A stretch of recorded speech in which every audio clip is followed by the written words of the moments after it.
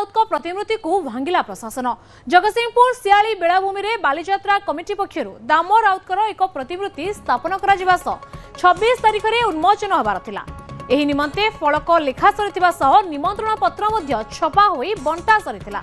हेले हठात वन विभाग पक्षरु एही प्रतिमूर्ति को भांगी दिया जायछि।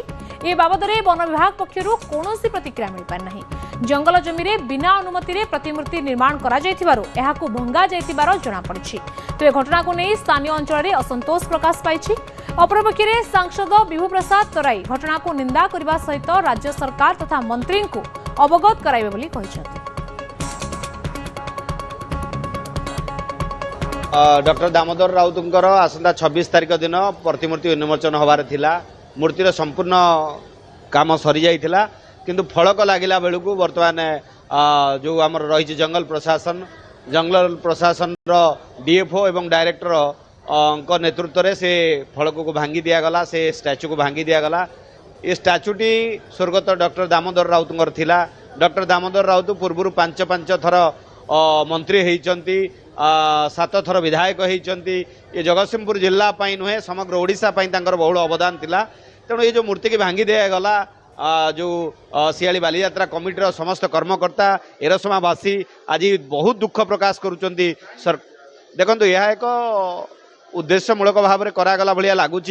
राजनीतिक योजना थिला भाया जना पड़ुची। पछपटे किसी राजनीतिक व्यक्ति अच्छी मुझे बाबद किसी कहबी। मुझे केवल एति कहबी जे डीएफओ कौ आधार रे मूर्ति बाबद आमको नोटिस भी कलेनी, आमको जनइले ना, लिखित कौन आलिगेसन देलेनी, सीधा आसिले भांगीदेले। मु दाबी करी माननीय मुख्यमंत्री गति जे यथाशीघ्र ए बाबद तदंत करा जाऊ एवं ठीक सेठी जोटी मूर्ति भांगी दि जाए 10 फुट दूर रे विजु बाबूंकर मूर्ति बसची पाखरे लक्षाधिक टंका खर्च होकर सरकार कोटी कोटी टंकार संपत्ति सीट डेभलप होती।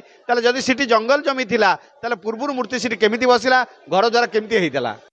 ये घटना को आमे गोटे दृष्टिकोण देखा जे जदि सेठी जंगल किसम जमी सेठी थांता वर्तमान सेठी मु जहा जानिबा को पाइली पूर्व सेठी मार्केट कॉम्प्लेक्स तैयारी होइछि, सरकारी योजना किसी गृह तैयारी होइछि एवं अतीत दिन विजु बाबूंकर प्रतिमूर्ति मध्य सेठी तैयारी होइछि।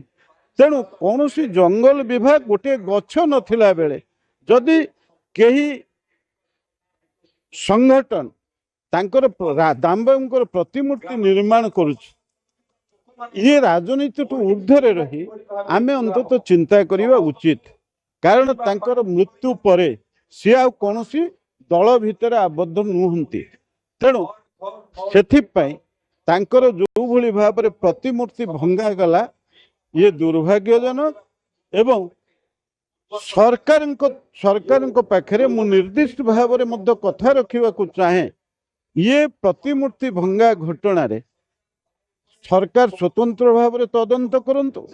अपर पक्षरे जदि सरकार जंगल विभाग पदस्थ अधिकारी ये जंगल विभाग हो पारिबो नाही बोली कहउचंदी आईन अनुसार एक कथा मध्य मु कहि रखिबा को चाहे ताले अतीत दिन रे ये जो निर्माण करा जायछि विभिन्न प्रकल्प या केमती संभव होला।